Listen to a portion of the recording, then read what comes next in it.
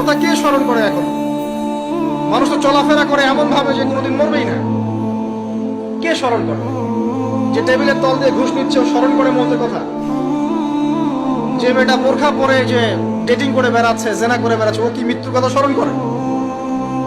যে ছেলেটা এখনকার যুব সমাজের বেশিরভাগই মাদকের সাথে সম্পৃক্ত, গার্লফ্রেন্ড বয়ফ্রেন্ড অ্যাফেয়ার্সে আছে, হ্যাঁ, টিকটক প্রজন্ম, আড্ডাবাজি করে সময় কাটায়, গুন্ডামি করে, মাস্তানি করে, এর মৌতের কোনো ফিকির আছে?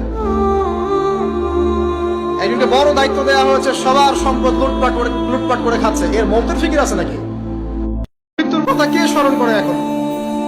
মানুষ তো চলাফেরা করে এমন ভাবে যে কোনোদিন মরবেই না। কে স্মরণ করে? যে টেবিলের তল দিয়ে ঘুষ নিচ্ছে ও স্মরণ করে মৌতের কথা? যে মেয়েটা বোরখা পরে যে ডেটিং করে বেড়াচ্ছে, জেনা করে বেড়াচ্ছে, ও কি মৃত্যুর কথা স্মরণ করে? যে ছেলেটা এখনকার যুব সমাজের